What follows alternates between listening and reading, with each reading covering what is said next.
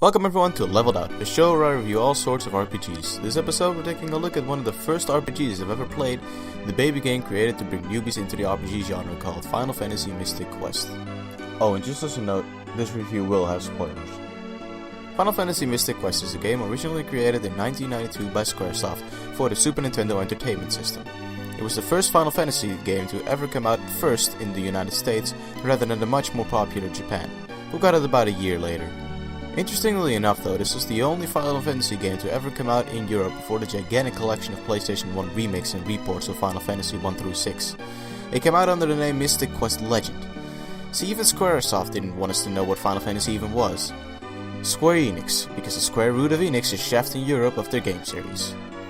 With this in hand though, and the upcoming release of the Final Fantasy 7 remake coming out for the PlayStation 4 first, I think it's safe to say that Sony and Square Enix share more than just a country together. Speaking of Square Enix, they were originally two separate offices, Square and Enix. They only combined a long time into the future though, around the time of Kingdom Hearts released back in 2003. Back to Final Fantasy Mystic Quest though. Like I said at the beginning of the review, this is some sort of baby game created to teach newbies to the RPG genre what this genre was all about and what the craze about it was in Japan.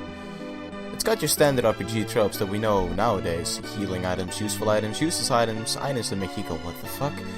And some lovely teleporting stones, one of which is courtesy of the Greek alphabet. Maybe we should pay them for using their alphabet so much in our games, huh? Sure could help me. Magic-wise, you get the 3 kinds of spells. Yes, 3, because apparently to teach a newbie what an RPG is all about, you have to lie to them about another kind of spell instead of just good old white and black magic. Can you imagine this being your first RPG and walking through the store to get some more of that attack mashing goodness and seeing that every single game only has black and white magic? Terribly disappointing, especially if you're a kid. Bad Square, bad. Speaking of the third kind of magic, it's wizard magic. Yes, because white and black magic can't be procured by wizards. Also, since when is thunder a wizard spell and fire not? I smell racism here.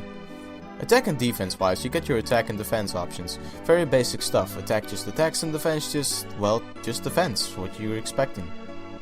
However, there are a range of weapons to choose from, and armor to be forced to not choose from. Yes, I said that correctly.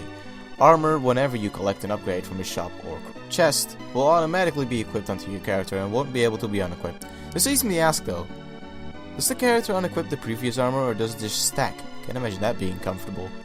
Weapons wise, as I said though, you can choose from, ranging from your basic sword and your basic axe to your status effect inflicting claw and a group attack bombs. They all have their own use in the levels as well, which I like. The sword activates buttons, the axe makes Smokey the Bear sad, the claw is what Toy Story failed to do, and the bombs are a way to blow up obstacles and walls. The axe is always the best option however, considering it has the most attack power and has most advantages over enemy types. Oh, and status effects? They're your usual annoyances like poison, paralysis, confusement, blind, and petrify.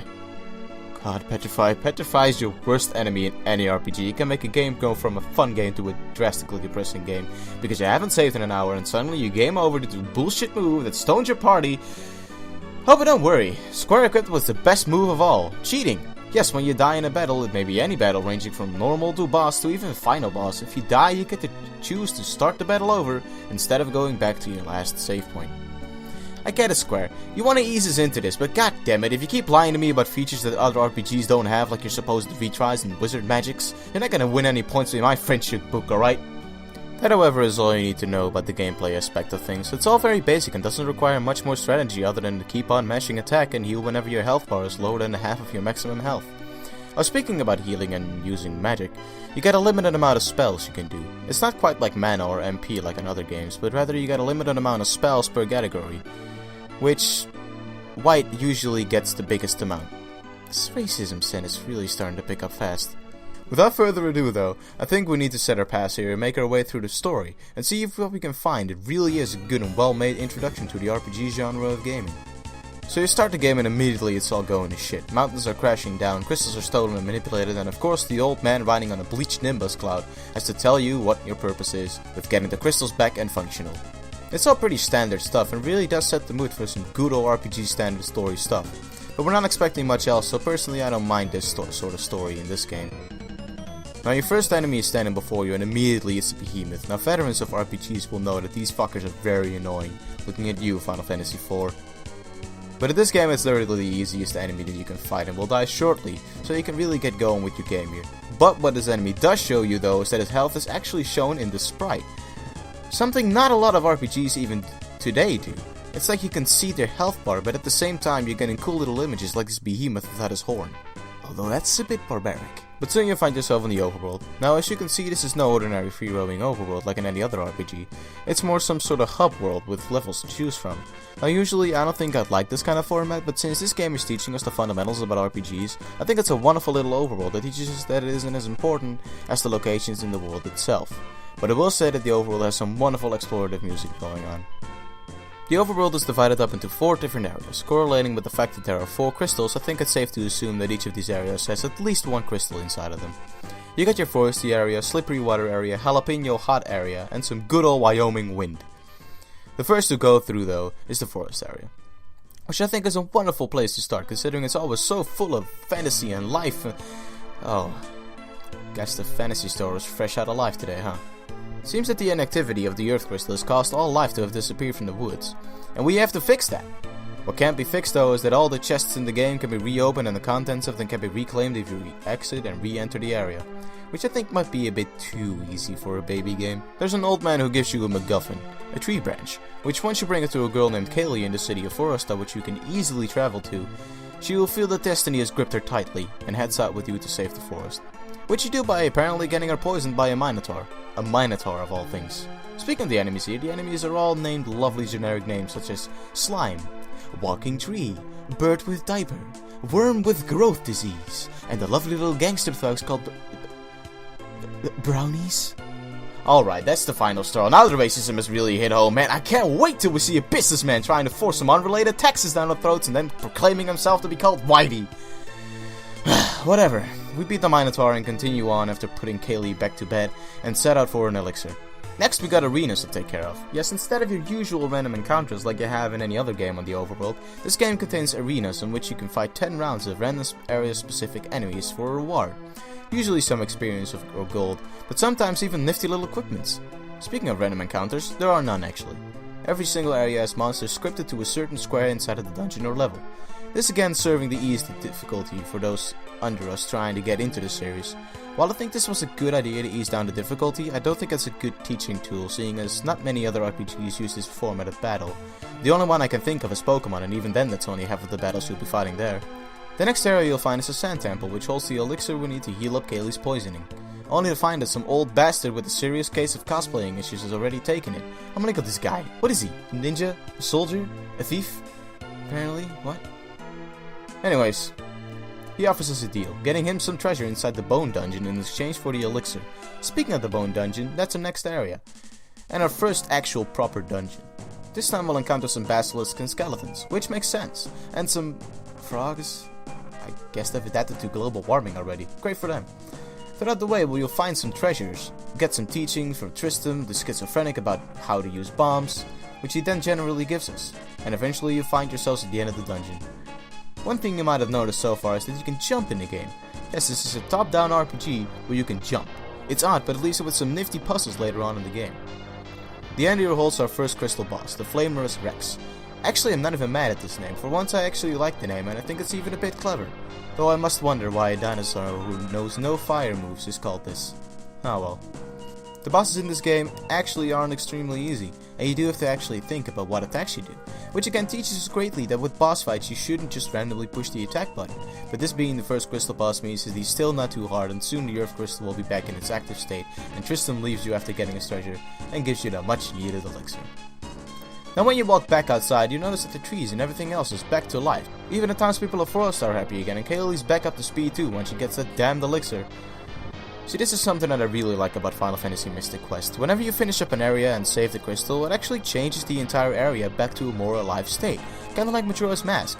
This kind of aesthetic change is really cool and actually pretty unique thing to this game. I can't think of many other games that do such a thing. Heck, if I take a look at any other Final Fantasy game, the overworld never really changes. Well, unless you count World Destruction as one. After this though, you go to the focus tower. This place is very bare bones and doesn't really serve as anything until the end of the game.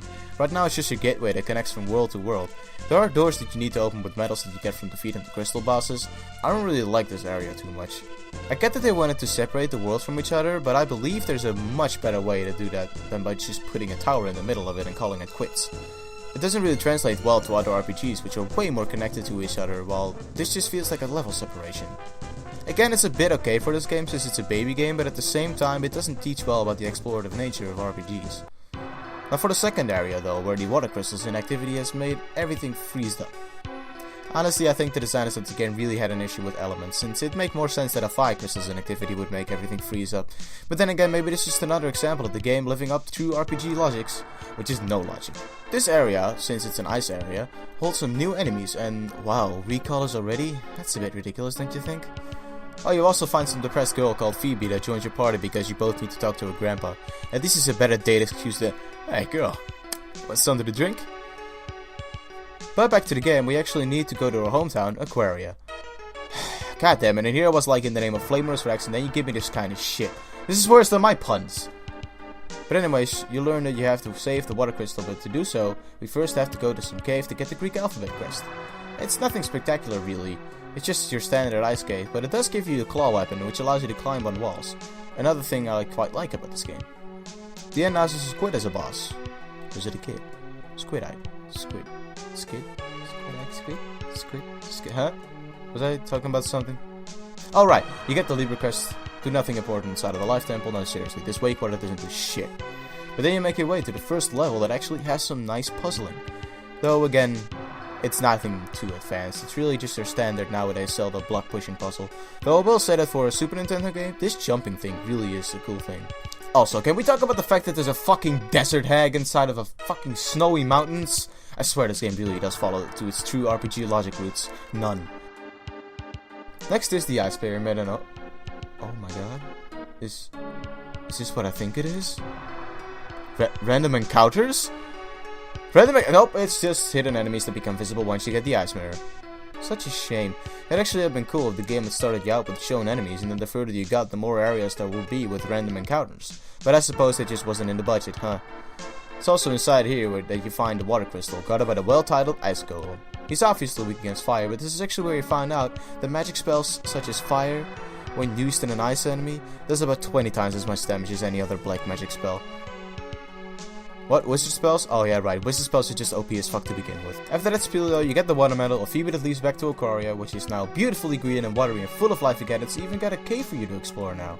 But it's nothing that special, she just holds the old man Steven that you have to talk to for a bit, who teaches you about a very important man named Mac. In fact, he's so important that your character will talk more about him than the crystals from now on. I swear we've really gotten our priorities straight here, huh? After making our way through the tower again and opening up the way to the next area, we find ourselves in the earthquake-ridden area of fire. This place is my personal favorite as it's also a pretty cool new party member and some really awesome music. In fact, this entire game holds a pretty great soundtrack. From lovely little symphony songs from Foresta to awesome jazz themes of Firebird to even some rock themes inside of the Fire Crystal level. But we're getting too far ahead here. Let's talk about Firebird first, which is the first area we actually arrive at. It's a hot jazzy place with a new weapon for you to buy. The way you get your weapon upgrades is actually quite akin to other RPGs. Some you find in chests, while others you might find inside of the town being sold by someone. You also get your new party member Ruben and new bombs, mega grenades, which you can actually throw outside of battle too now. How do you get these? Well, you get them by talking to her or cosplaying idiot Tristan, who gives us the equivalent of a skeleton key and opening the door to a man who holds a secret technique to using them. Just throwing. Fucking fantastic. Hold on. Why would a thief give us the most useful key in RPG history and not keep it for himself? Anyways, we have to go save Ruben's dad from some rock blockade. It's nothing too hard and the area is actually very small, holding a djinn for us to fight at the end. Although I do wonder why it's a djinn and not a djinn with a D. I guess he wasn't gonna accept a D. I am actually genuinely sorry about that. Let's just save his dad and continue on into this volcano and we'll go get that fire crystal back up and running. The volcano again is an area like the pyramid with some fake random encounters. Stop teasing me, damn it! Also, since when is a mummy called zombie? What's going on with the enemy names? Well, anyways, this area is actually one of my favorites. It holds my absolute favorite area theme and even some of my most favorite enemies, like these werewolves. Okay, seriously, what's going on here, Square? First you give me what's clearly a mummy and call it a zombie, and then you give me the fucking dog with 3 heads, obviously a Cerberus, but you call it a werewolf? You know, the music inside here is fucking fantastic though. It's even so good they continue it into the next area. Why did they do that? Because the next area, Lava Dome, is actually connected to this one. Now it's really starting to feel like an RPG. Also, did we just turn Medusa into a bald old lady? Amazing.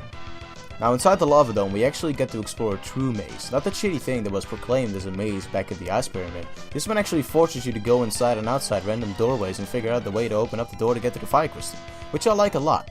It seems that the further we get into the game, the more it starts to actually feel like a proper good old RPG, which is fantastic because that's exactly what this game should do. Slowly introduce you into RPG tropes and slowly go into a more traditional RPG layout.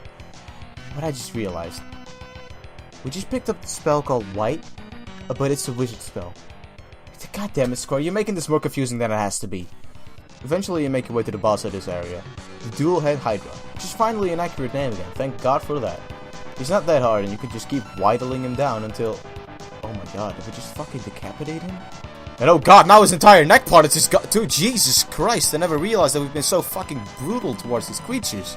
First we broke down the body of that poor dinosaur, then we melted the shit out of that ice golem. And now we've decapitated a Hydra. Shudder to think about how monsters heroes do to the next crystal boss. Speaking of next crystal, now that the Fire Crystal is back in action, the lava erupts and the earthquakes finally stop, allowing us to get access to the final area in the game, the Wind area, where we find all our old friends, one of which almost dies by falling off a bridge. God damn it, Ruben, you almost got killed by a mummy? A mummy. Okay, so now it is a mummy. What? Okay, this is like as if I walked up to some big green ugly stinking ogre and call it Johnson, and then walk up to a chicken and call it Shrek. What is this fucking logic? Oh right, RPG logic, because apparently Waterhog is also supposed to be in the Wind area. What? But yes, Ruben falls off a bridge, causing you to be alone again for about 2 seconds until Tristan finds you by complete luck and joins your party. Walk a bit to the right and you'll find yourself into the next area, another forest. This time packed up with the best stacks in the game and a huge gigantic racist tree that will apparently only talk to hippies. Ha! And the government said hippies would destroy the world. Well, look who needs them now, Mr. Sitting in your chair counting your millions. But this does give us an incentive to do some backtracking. We have to go back to Aquaria and get Gale, because apparently when she got better, she didn't get the news that you were already 2 areas further. Once there, though, she comes with you again, with also the best stacks in the world. What? I suppose the most legendary axes can be made twice then? But now that we have Gale back in our party, we can finally talk to the Great Deku Tree and go inside of his mouth. Huh, this game came up before Ocarina of Time. Wow, I can almost not believe that Nintendo borrowed an idea without Miyamoto going completely apeshit over it. The Great Tree is actually one of the longest dungeons in the game. It has some nice new fresh off the plate recolors of past enemies and our first puzzles with the Grabby Claw. Courtesy of our very generous cosplayer Tristan. I swear he's way too generous for a thief. It's almost as if he loves us. Nah, that can't be. He's already in love with Phoebe's grandpa, it seems. Anyhow, the Great Tree is actually another well-designed area with some good extra routes to take for more treasure and even some equipments to find.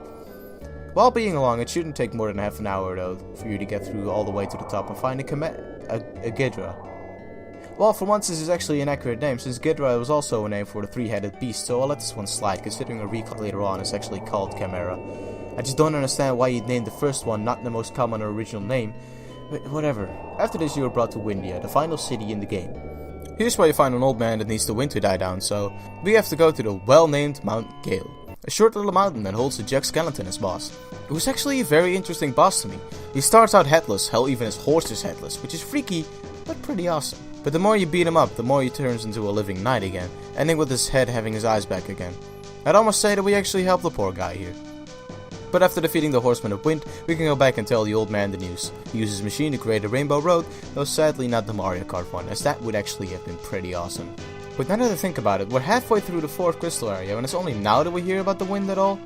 You know, I'd say it's odd, but then again, I can't really think of any areas myself that could correlate with the wind, other than the tower, which is actually the next area, and also the final crystal level, the Zuzu's Tower, which is also the most interesting of all temples and holds the most interesting puzzle of all. At the entrance, you'll immediately find the boss that holds the wind crystal, but he disappears with use of an elevator. Surprisingly advanced for its time, now that I think about it. Our goal here is to get through all the floors and make sure that the elevator will get stopped on every floor, just so that a bird brain can't use his elevator anymore. Another fun fact here is that sphinxes are now called manticores in the lore of Final Fantasy.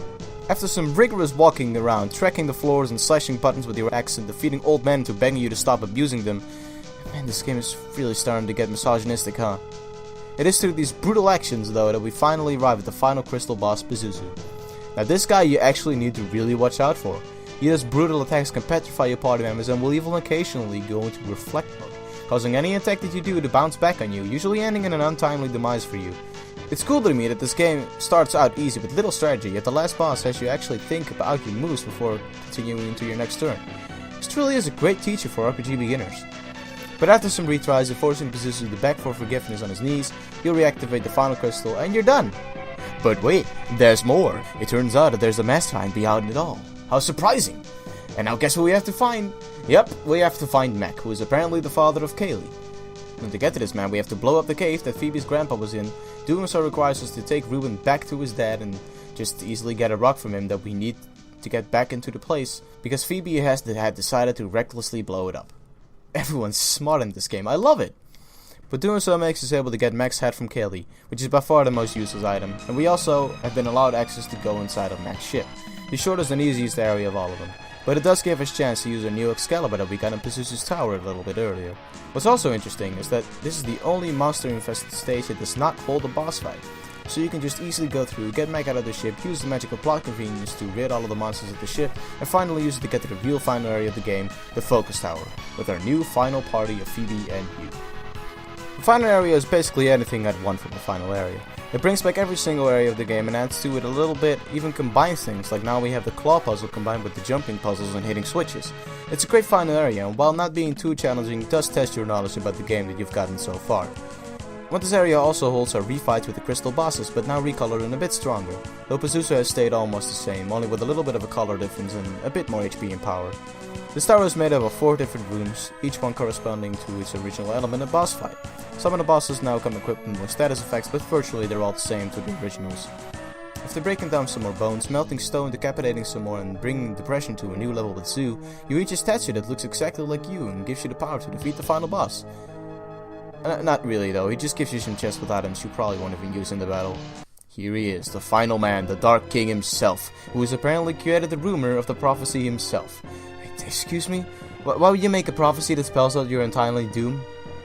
God, this logic is worse than a 5th grader's opinion about what Lego block to use. But as pathetic as his logic is, it is also sadly how pathetic he himself is.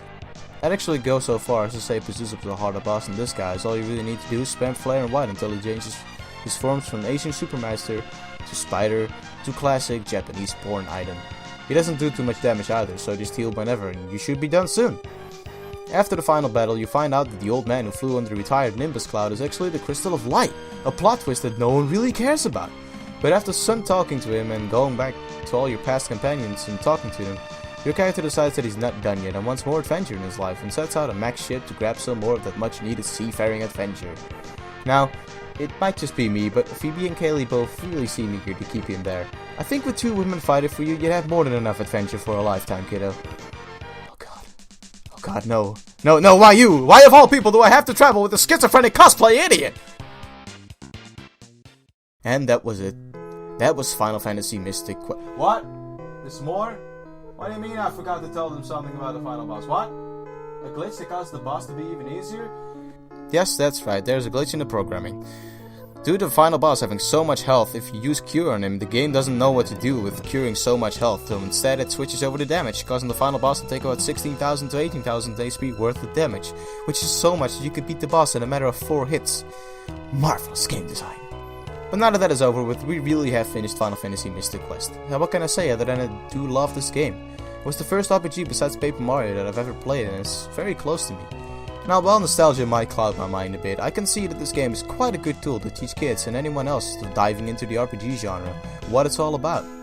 With an easy start and sort of challenging end game, pretty look and amazing soundtrack, you can be sure to enjoy this to its fullest 15-hour potential.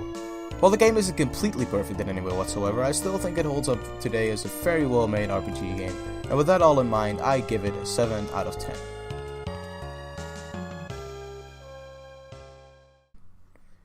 Oh, wasn't that an adventure? So now that we've fully tackled baby's first RPG steps, I think it's time we go on to some actual grown-up stuff. Join me next time when we explore the realms of the much beloved Chrono Trigger.